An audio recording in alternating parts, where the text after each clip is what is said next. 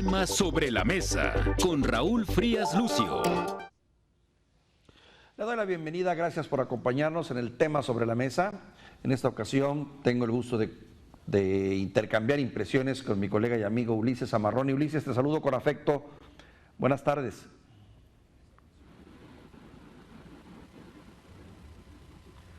Ulises. Parecer tenemos ahí un problema de comunicación con mi compañero Ulises Zamarroni. Mientras hacemos contacto o restablecemos la comunicación, déjeme ponerle un poco al tanto del tema. ¿Ya estás, Ulises? Te saludo con afecto. Ya, aquí estamos. Qué gusto. Muchas gracias, Ulises, Víctor.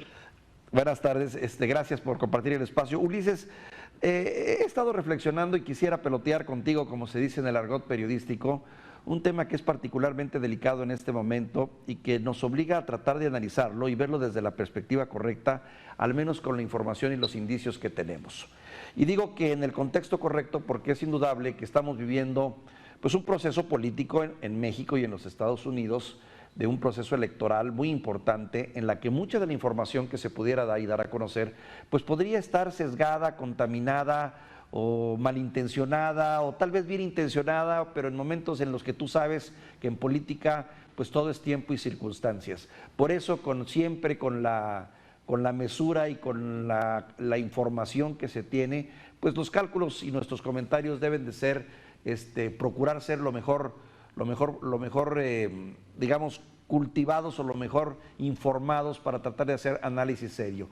Y esto viene al caso por lo que últimamente se ha estado filtrando y dando a conocer a través de muchos medios de comunicación, investigaciones, estudios, trabajos periodísticos, que señalan que México tiene un serio problema con el tema del narcotráfico y del crimen organizado. O sea, se dice con insistencia que gran parte del país vive de una economía narcotizada. Se dice con insistencia que muchas partes del país, incluso aquellas que no se consideran narcotizadas, hay una relación constante con el crimen organizado, con el narcotráfico, a través del lavado de dinero, a través de las actividades del día a día que se hacen. Y bueno, esto viene también a cuenta por lo último que se dio a conocer. Tú recordarás este estudio que es el reportaje, las revelaciones del reportaje de Tim Golden, por cierto ganador del premio Pulitzer, en la que da a conocer investigaciones de la DEA sobre presuntos financiamientos del cártel de Sinaloa en la campaña del 2016 de Andrés Manuel López Obrador. El presidente lo ha negado tajantemente, incluso el presidente ha pedido y exigido una disculpa, que se presenten pruebas o una disculpa pública por esto, que dice no atenta contra mí en lo personal, sino contra mi investidura como presidente. No soy yo quien, no tenemos los elementos para poder decir, aquí hay un juicio que hay que hacer y una investigación que desarrollar, pero también es cierto que muchos de los trabajos que se hacen fuera de este país a veces son bien intencionados, están muy bien soportados y otros no exentos de esa dosis de política y de tendencia que buscan incidir en procesos electorales. Por eso mi insistencia, Ulises, de que es un tema que debemos de tratar con seriedad y también con mucha pulcritud dentro de lo posible. Te doy la palabra. Muchas gracias, Víctor. Muy buena tarde. Bueno, pues mira, ahí hay un dicho muy común que utilizamos aquí en México, es que si la burra no era arisca, la hicieron a palos. ¿Por qué? ¿Por qué este dicho? Porque precisamente el narco ha estado metido en las campañas políticas desde hace años. Cada trienio, cada sexenio, cada proceso electoral, vemos la mano del crimen organizado, vemos el poder que tienen, vemos cómo eliminan candidatos, vemos cómo designan candidatos, vemos cómo hay planillas completas que elige el crimen organizado y no hay una autoridad, no hay un Instituto Nacional Electoral, no hay una Fiscalía General de la República, no hay una autoridad que ha frenado eso. Y bueno, los señalamientos van a existir siempre. Obviamente, pues sí salen informaciones que llegan de otros países, información que salió de México invariablemente, pero no es el único señalamiento ni la única persona que ha sido señalada. Obviamente, pues sí, quien señale tiene que comprobarlo primeramente, porque estamos en el terreno de los dichos. Lo que sí no es un dicho y lo que sí vemos cada proceso electoral es que hay personas fallecidas, es que hay candidatos. ¿Cuántos candidatos ya llevamos? ¿Cuántos aspirantes ya llevamos que han sido simplemente asesinados por el crimen organizado? Y no hay una autoridad que ponga freno, no hay una autoridad que diga, estas elecciones van a ir sin el crimen organizado. este proceso electoral va a ir totalmente limpio. En este momento no sabemos cuántos focos rojos, en cuántos lugares no va a haber casillas, en cuántos lugares no va a haber proceso electoral por inseguridad.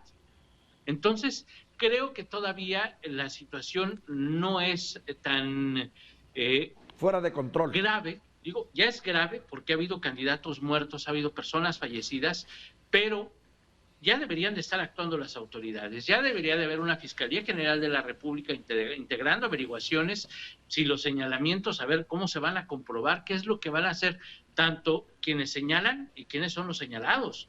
No nada más hablando de la investidura presidencial, sino que hay en todos los niveles hay señalamientos, a ver quién señala, por qué señalas, cuáles son los argumentos que tienes para hacer un señalamiento. Si no, a ver, lo retractamos. Pero, Víctor, estamos en campañas desde hace años y no hay una autoridad que regule.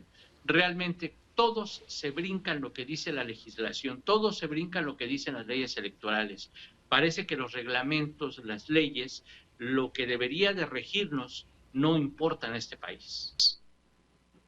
Sí, es una lectura dura y severa, pero tienes mucha razón en muchos sentidos, porque lo vemos como desde las diferentes esferas y ámbitos de poder, pues se interpreta la ley a su manera, o se mueve o se tuercen las mismas instituciones responsables de la seguridad, de la vigilancia, de buscar la honestidad de los actos, quedan rebasadas ante el manipuleo y control de políticos o de grupos políticos o de partidos.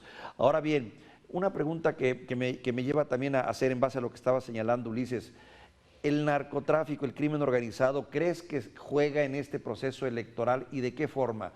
Buscando meramente, entiendo que en el fondo es el control y el negocio como tal, pero también podríamos decir que está metido de lleno ya en lo que es la política como tal, la política como para poder incidir. Bueno, Víctor, realmente lo que vemos, lo que hemos visto en los últimos procesos electorales es que el crimen organizado está metido en muchos niveles. Hay negociaciones muy sesgadas que sí nos damos cuenta que existen. Nos damos cuenta de las reuniones, ya después vemos las fotografías, ya después escuchamos los audios, ya después vemos los videos, cuando fulanito, sutanita o alguien se vinculó, trató, platicó con algún líder de algún cártel en el país, y vemos los resultados en los procesos electorales. Hemos visto a lo largo de los últimos 15 años, 20 años, cómo los cárteles se han ido metiendo, cómo permitieron, por ejemplo, en Tamaulipas, ingresar al grupo delictivo de los Zetas, cómo dejan que entre el cártel del Golfo, cómo dejaron las autoridades entrar al cártel de Sinaloa, cómo dejaron entrar al cártel Jalisco Nueva Generación, cómo dejaron entrar a los grupos delictivos a los estados. Pues empezaron con corrupción disfrazada de muchas maneras. Vemos cómo las caravanas llegan, las de los cárteles, y no hay ninguna autoridad, no hay Guardia Nacional, no hay Marina, no hay Ejército. Cómo toman el control de las calles, y entonces nos quejamos y nos asustamos cuando toman el control del gobierno. Pero realmente un montón de inacciones han hecho que ellos gobiernen realmente. Y las autoridades municipales en muchos pueblos, en muchos municipios pequeños incluso, pasa a ser la autoridad municipal nada más para expedir actas de defunción, actas de matrimonio, de bautizo, cobrar el predial, pero nos olvidamos, se nos olvida ya las autoridades municipales, porque la vigilancia, porque la seguridad la tiene el control el crimen organizado. Y no hay autoridades estatales que vayan y se metan, no hay autoridades municipales que vayan y tomen el control, que tomen el poder. Entonces es lo que estamos viendo.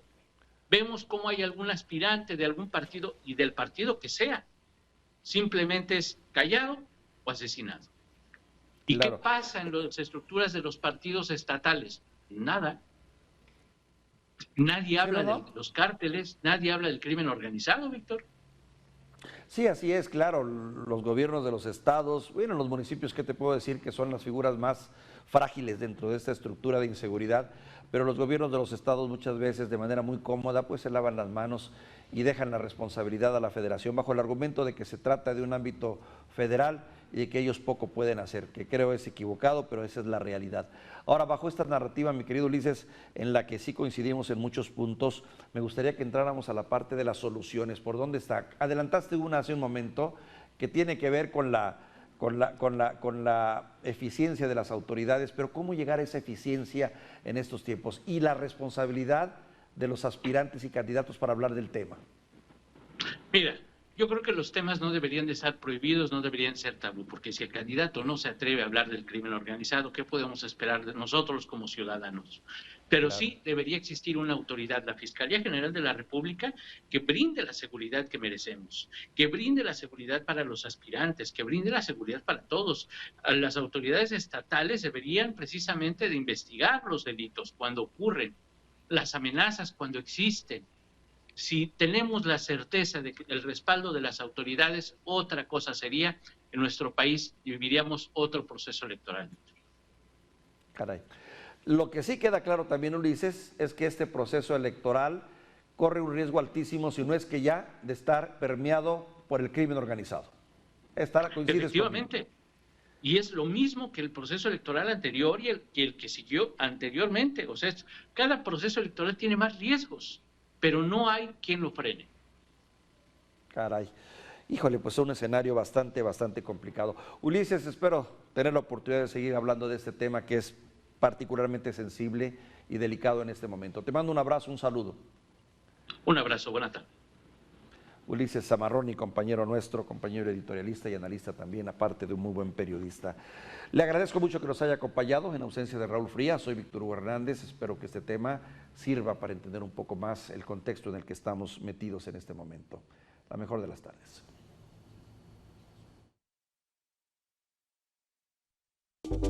El tema sobre la mesa.